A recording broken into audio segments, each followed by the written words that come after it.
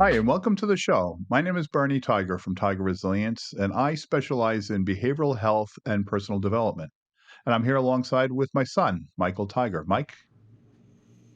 Hey, how's it going? Yes, Michael Tiger. I specialize on the physical side of things, so with personal training and development of the body as well.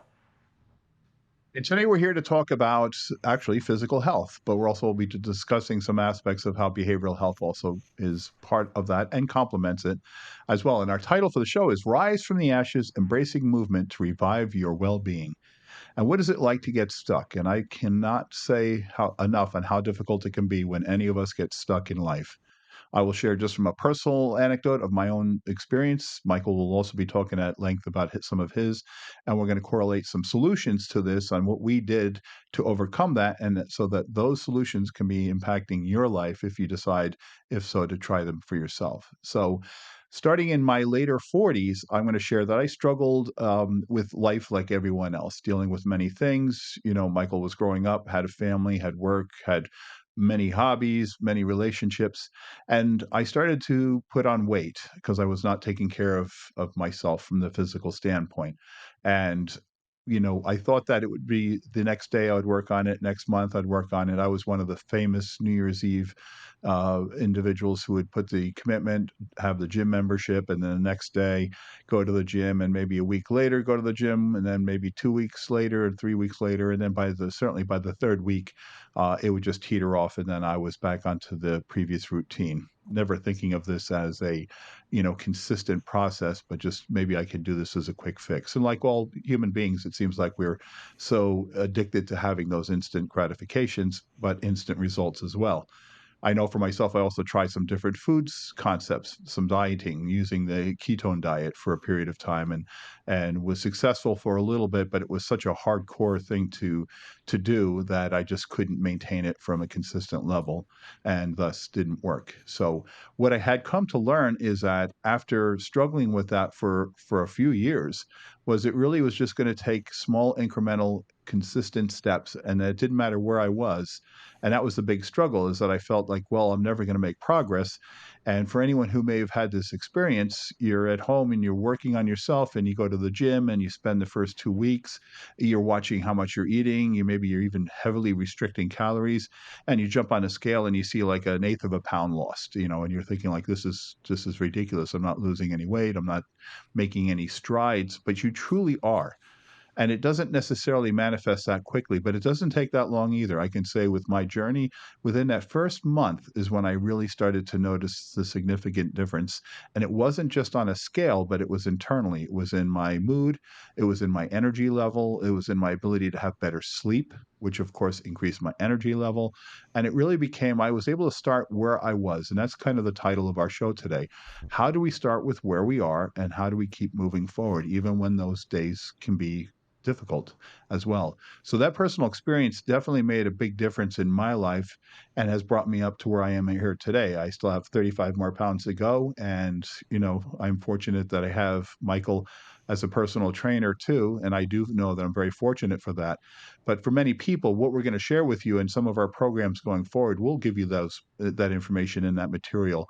But it is important that you just stay focused, learn from somebody who knows what they're talking about, and please stay away from the TikTok quick fixes, because you're not going to be successful. So for myself, it really was just maintaining every day, a little bit every day, but it was starting with where I was and being okay with that. Being 81 pounds overweight, I was okay to say, you know what, I don't like it. This is not what I'm at. I'm not happy, but I know that every day I'm going to start with where this is at, and every day it will gradually keep getting better, which it did too as well. So, and I know Michael can share on some of that, because he certainly assisted me on that by becoming my accountability buddy, which, by the way, is an important part. And we'll discuss that a little later on in the podcast. So, Mike, some thoughts on that?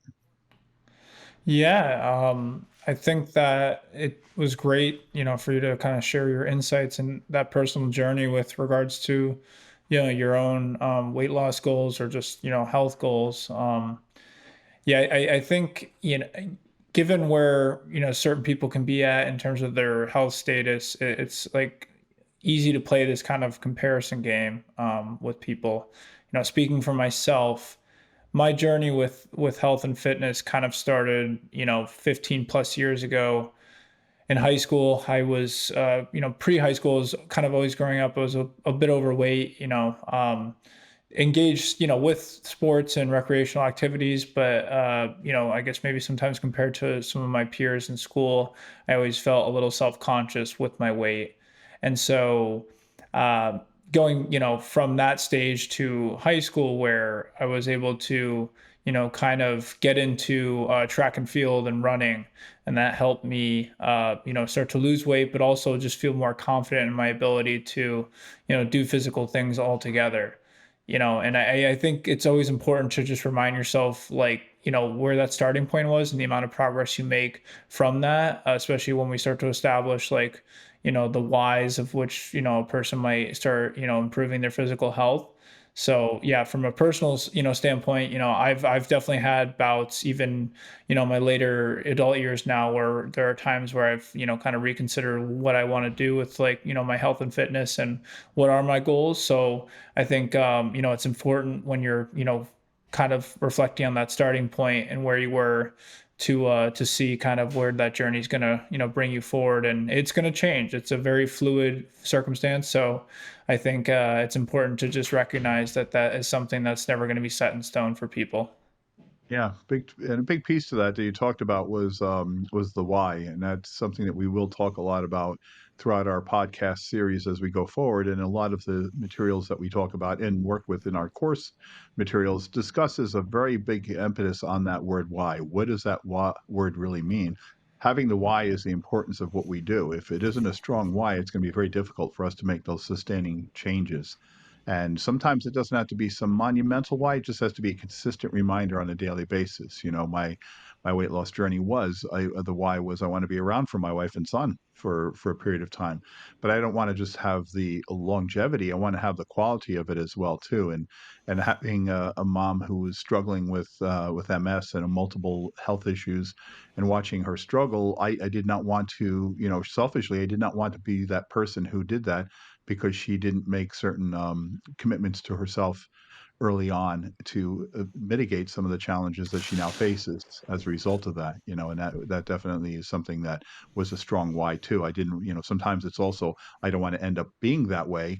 And that could be a strong enough why. The positive is the reinforcing piece, but also the worst part is the negative piece, that hardship that I definitely don't want to have to go through that. So, one of the challenges that I'm looking at some of my show notes here, we talk about this, having that motivation. And motivation is not something that's just some immediate intrinsic thing. Motivation is different for everybody, but at the end of the day, it's the ability to just kind of get your ass off the couch when you decide that you have to get your ass off the couch, not that you want to, that sometimes you just have to do those things.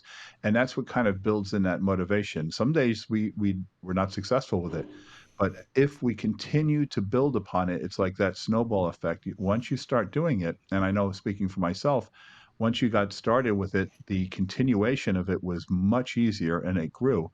But it just takes that very first step. And one of the things that I would share is that as you're starting your journey with whatever change you're making, this is specifically around your physical health and well-being, find the things that you like to do. We'll talk about that in a second. But the other piece is that just be consistent, even if it's 5 minutes or 10 minutes. You get up for 5 or 10 minutes, you do something a little bit differently for 5 or 10 minutes.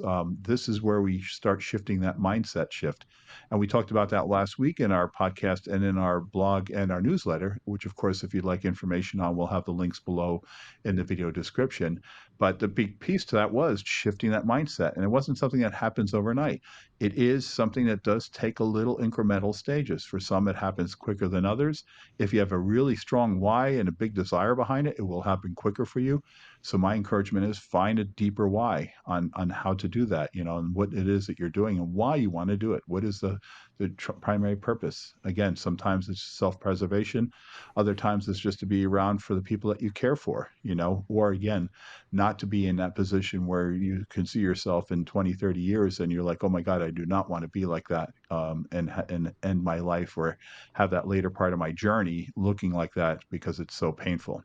So, so one of the other things that we can say, that what are some of the benefits of making these small changes in your life, and just starting from where you are, right? So you are stuck in your place right now, and again, wherever you may fall into this category, whether it's you got some weight to lose, maybe you have some inability to be having stretching abilities, maybe you find it difficult to get out of bed, maybe you find it difficult to even get going, maybe halfway through the day you think you need the extra shot of espresso into your Starbucks. If you need those things to kind of get you going, look at this as those investments that will kind of take away from that. You won't need this stuff going forward as you're building your energy. So Mike, talk a little bit about and this is something that Michael is very knowledgeable about, but talk a little bit about the energy levels when we start developing these incremental habits of sleep and having enough water in our bodies and having better nutrition. And again, this isn't about some scientific or some steadfast diet, but having just better nutrition, and then again the ability to rest ourselves when we need it. So talk a little bit about that, because that is certainly something that you're very good at and have done very well with in your life. Yeah, I think, well, going back to just like identifying the struggles. So, if we're talking about someone embarking on their fitness journey first time, they kind of like have no previous history doing anything with physical activity, and this is like their true set point, like starting point. So the first thing I think to do in identifying that is what barriers that you've maybe formerly had that have not allowed you to get to even starting yet. So it could be something, a lot of things that, my dad just alluded to in regards to, someone's inability to have motivation. So motivation is definitely a weaning thing, and it is something that can come and go. And lack of motivation is often cited as a barrier for people to not engage in physical activity. Another one is, a busy schedule. So you're someone that's, has kids, a full-time job. These things are really difficult to manage and allocate time to engage in, exercise on a routinely basis. Another one could be just, the kind of imagery we have of ourselves in regards to being kind of self-conscious about, our body image and, our confidence in wanting to even go to a gym or just engage in any type of exercise because we just feel like we're so, say out of shape, or we don't, again, feel confident in our body. I think just from before even kind of considering the results or things that are going to happen as a pro from exercise, it's really important to identify the barriers that have limited you so far. Once you've identified those barriers, then we can kind of start to discuss, like we're alluding to, some of these things that are, really beneficial about engaging in routine exercise. So, yeah, just in terms of a litany of things that, my dad just mentioned in regards to the benefits of exercise, improvements in obviously your body, your mood, your sleep, your energy levels. So, your propensity to, be able to be more active throughout the day, or, less sluggish. And then if depending on the goal, of course, too, whether it's both aerobically fit or, muscular development, it just, obviously can depend on the person's goal.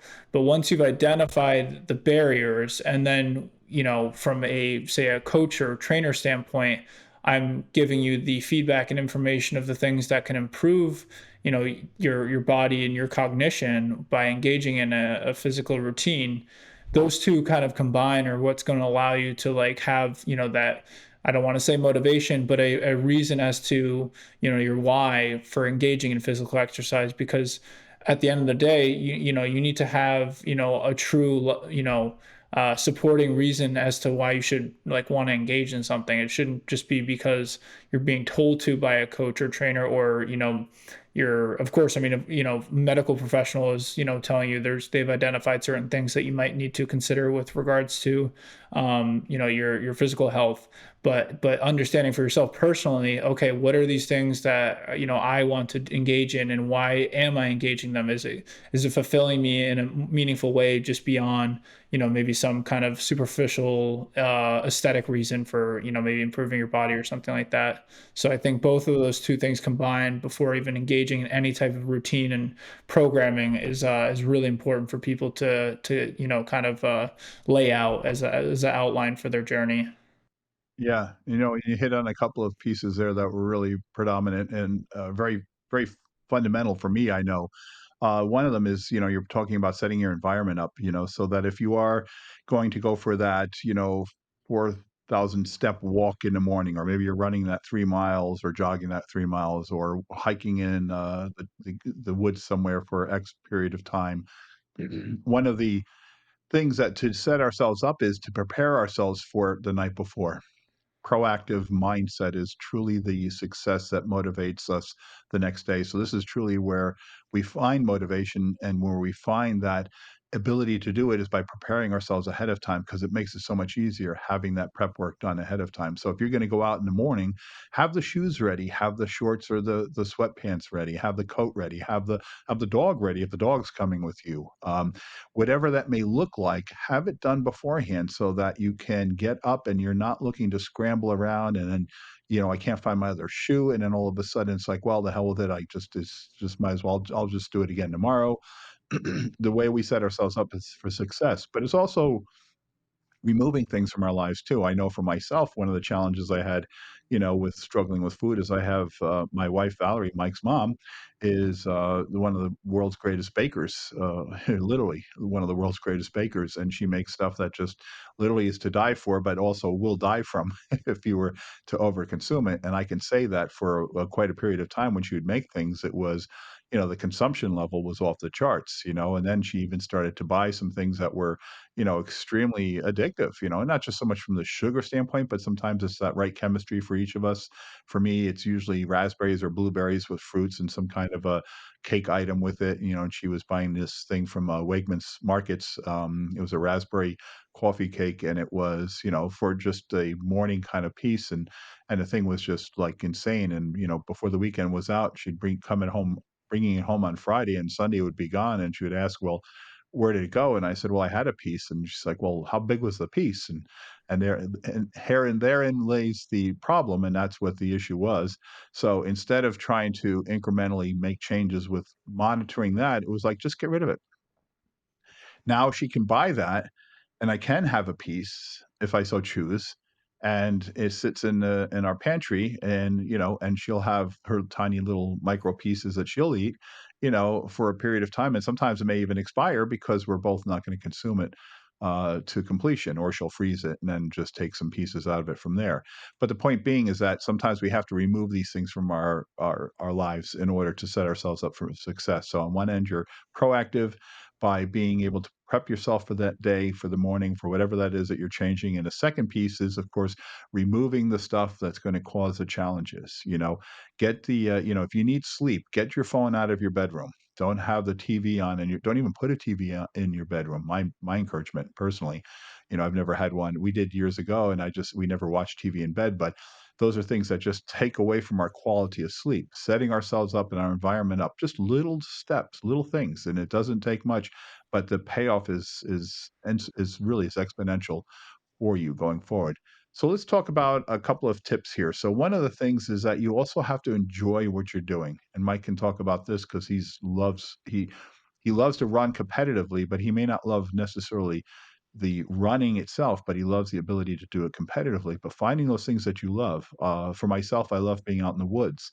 I will take for recreational. I have an ATV unit that I take out into the mountain ranges with some friends, and we go out into the middle of God's country, 100 miles into the woods, and then we go out and we just hike around the areas, just, places that you normally would never go to, from somebody just walking into mountainous areas. And that exercise, that routine is so powerful. And I know it's so physically demanding, but also so rewarding because I just love being outside in nature.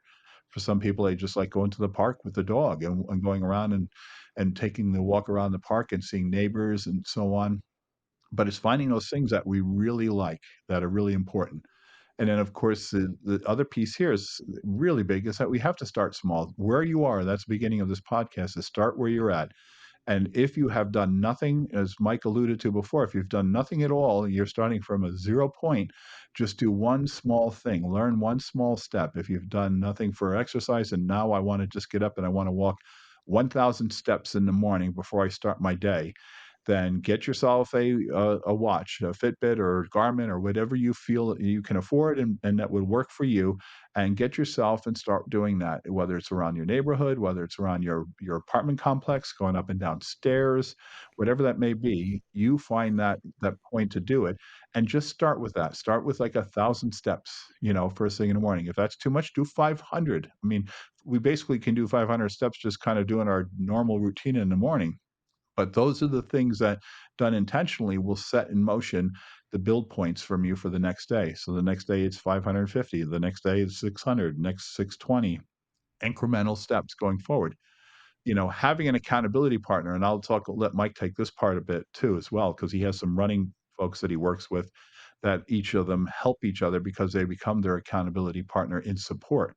If you have the ability to have a personal trainer and you go into the gym, I can't tell you enough on how powerful that is. I worked with an executive a few years back, quite a few years back, and he did well for himself. He was making about $140,000 a year. I mean, and today that's really doesn't sound like a lot either, but back then he made a decent living. He had a wife, he had 2 kids, he had 2 cars, he had the house, but he was spending approximately every year, he's spending approximately 15 to $20,000 on his personal development only. And he had a conversation because his wife was asking, he's like, "Wow, we had to cut out some extra things in order for you to do that, because we do live a nice life, but we could have more for ourselves if you weren't so," as she pointed it out, "selfish." And he said, "I'm absolutely not selfish. I'm selfless." Because that investment that he was putting in himself, that amount of money is, and even though it was a significant amount of his salary, percentage wise, he was reinvesting into himself from his emotional, physical, his spiritual, and his intellectual body, mind, heart, spirit aspects of who he was in those areas. So he would constantly be able to improve himself. So he became the best father. He became the best husband. He became the best person in a company. He became the best in the neighbor. He became his personal best, fulfilling his potential every single year, growing that because he would invest in himself. So I would argue that, what, that investment is the greatest investment that you can make. It's not like, well, I need to cut back on something, so let me cut back on my therapy. I talk to a therapist once a month, or once a week or whatever it is, just because they help me. Not that I have a problem, they just help me, and I truly believe every human being on this rock we call Earth would benefit from that. But those are the kind of things that we have to maintain to be selfish with, because as we're selfish with that, we're able to do more for the world. And then of course at the end is having some small wins and being able to celebrate it. But Mike, let's talk about the accountability partner and how you do that with some of the running, because running is a very solo activity, yet you do find ways to find people that help you being accountable, i.e. sending your run. I know to your mom and we get to see your run stats, and I'm sure you do that with friends. So what are some things you do for accountability? Yeah, I mean, accountability can kind of come a different number of ways. In the running community, there's often kind of this group running idea where you'll find running groups. They're usually in cities, communities that people can engage in. And I think, it depends on, of course, the task demand, the sport, the activity you're engaging in. But just talking about my personal experience with running, that's one where, when you have that kind of community support with engaging in something that's pretty difficult, like running, it becomes like such a, kind of amazing effect of where you're able to push yourself, kind of beyond the boundaries you might have formerly thought you could. I've always been someone that kind of trained alone, both with my kind of gym routine and resistance training, but also my running as well. And, kind of finding that accountability partner with a training partner is something I more recently discovered. and it's really helped me, progress to goals that I feel like I was kind of not, plateauing a bit, where I guess maybe because of just training by myself, wasn't able to kind of reach a certain level that I wanted to. So finding people that have those like-minded goals, with whatever the, again, endeavor is. It can be running, it can be swimming, it can be weight training, whatever it is that you're finding that fulfillment and enjoyment in. It's really important to have that. And even from a coaching standpoint, so say a personal trainer, like my dad alluded to, and having that person both be the coach and instructor and giving you the programming and possibly a nutrition plan, but really more importantly the accountability of, you have to show up 3 times a week for your training program at a certain time, and know that that trainer is going to be there, making sure that you're showing up at that time. And of course you're paying for these services, so there is a like monetary incentive as well because you paid for them. But knowing that there is another person there that's going to be instructing you at that time and be there for you and supporting you, and making sure that you're doing everything in a correct manner, but also that you're there for yourself, and engaging in something that you truly enjoy. That's really important. I think going through life alone in any activity is pretty difficult, especially with someone who might be already kind of like new to an activity, where they don't know all the things to do, and it's a very kind of daunting task, if you're unfamiliar with it. So yeah, having that both partner, coach, whatever that person is, friend, family member, to be hold you accountable is really, really important. Because if you did mention that you know, your success early on was very self-disciplined, and you are a very self-disciplined person to do that. But that the later part was sharing your stats and your experiences and your runs with other people. I know because you'll send us your recording of your race or your morning run and routine, and showing how much more you pushed yourself. And so it's an accountability piece that's not necessarily we're sitting there as trainers, we're there just there as supports, but it could also say, oh wow, Mike, you're not doing as well as you were doing. Hey, what's going on? Oh well, I had a little bit of a cramp or an issue, but then innately and internally at that point that hey, somebody's still watching out for me, and so I need to keep up to my A game, because it's we never lack ability.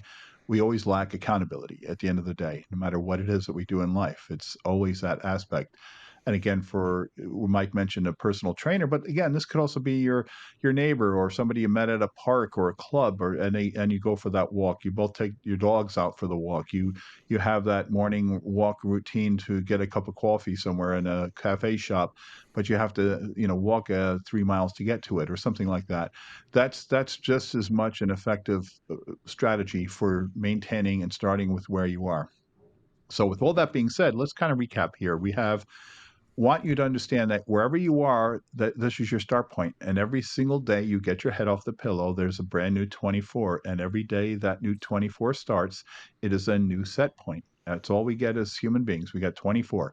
And we all have the same 24. I have the same as Michael. Michael has the same as someone else, and so on and so forth. We all have the same 24. Our outcomes are based on what we do in that 24. So here's what we're trying to encourage you to understand. You can start with where you're at today, no matter what that looks like, and start building incrementally one little step at a time every day to make that change and staying focused. Have the strong why.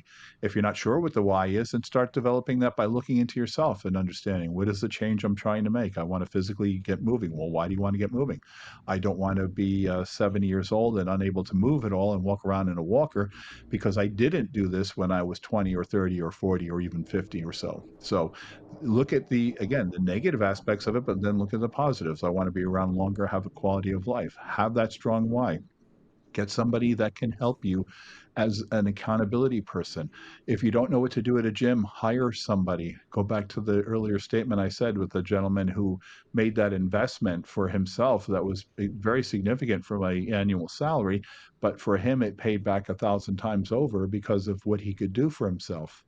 And of course, utilize community. community is what we do here at Tiger Resilience. We will have a Facebook group that'll be starting up shortly for people that have like-minded interests and want to work on different aspects of their lives, and we have the ability to work interdependently and share great ideas together. And we will be launching that very soon, and that will be in a future post going forward in one of our podcasts. But find a community that you can connect with. If you like to go out and hike in the woods, find a hiking group. I have an ATV group that I follow and we work with and go and have this community together, because when I go out to ride and hike out in the woods, these are people that have the like-minded mindset, and so I follow them. If you're a runner like Michael is, you find a runners group, so on. Plenty of communities out there that can help you as well. And of course, at the end of the day, forgive yourself if you made a mistake and you just couldn't do it. And if you fell down, you got to get back up every day. That's the process. It's the metaphor of our programs behind Tiger Resilience, is we utilize the tiger as the strength component and the tenacity, and we utilize the phoenix, the bond of the phoenix, which is that mythical bird that rises new every 500 years. But we reference the metaphor as a daily basis. Every day we're a phoenix being reborn to restart our journey. So if the journey didn't go quite the right way that day, you have another day. The next day, if you get your head off the pillow, you are now the new phoenix growing out of that knowledge and information from yesterday to restart again today. Again, the key is just to start. So I'd like to thank you very much for taking time out of your busy life and schedule for joining our podcast. We are just starting this up as a father and son component to Tiger Resilience, and we'd love to hear your feedback. Please leave comments below so that we can learn more about you, get some questions from you, or some topics that you would like to focus on. Again, my specialty is behavioral health and personal development, and Michael works with physical health and personal development. So we have two very core ideas that we focus on in our specialties, but both of them work together collectively because we need both are very integrated with each other, behavioral and physical abilities for ourselves. And if you would also like to know, we are launching our flagship course, and this will be starting on May 6th. It'll be coming out, From Ashes to Actions, the Tiger and Phoenix Approach to Overcoming Adversity is the name of the program. And this beta version is a free opportunity for the first 50 participants. The sign-up information will be below for you to be able to attend and participate in this program. It's an online program, educational program that is multimedia rich, and will also have a community for free. Only thing we'll be asking for is just your feedback as we continue to build and develop the course.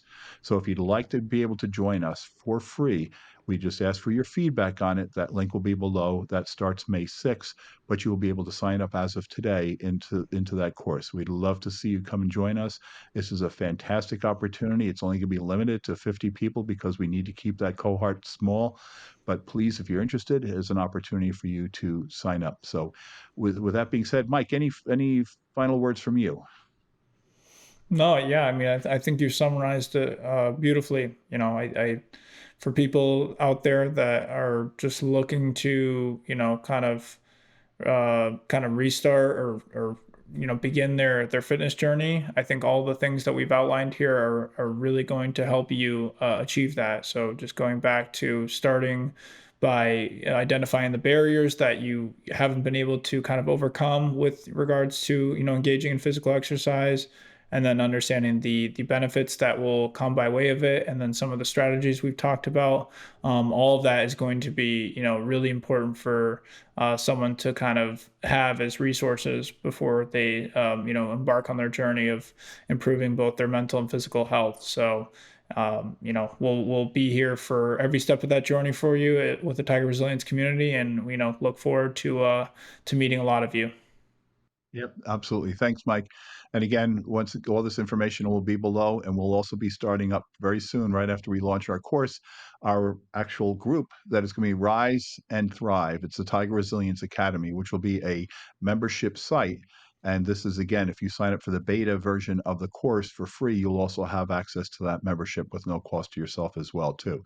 So that is something that's coming forward, and it's going to give every one of our viewers an opportunity to engage with each other, because I have found in my many 30 years plus of working in behavioral health that like-minded people coming together, sharing their ideas, creates greater solutions than one of us alone can ever do.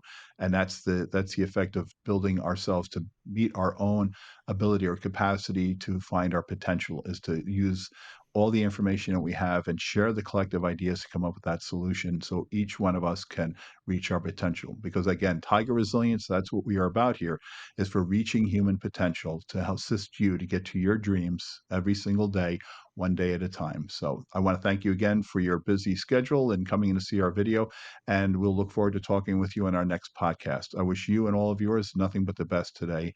Have a great day.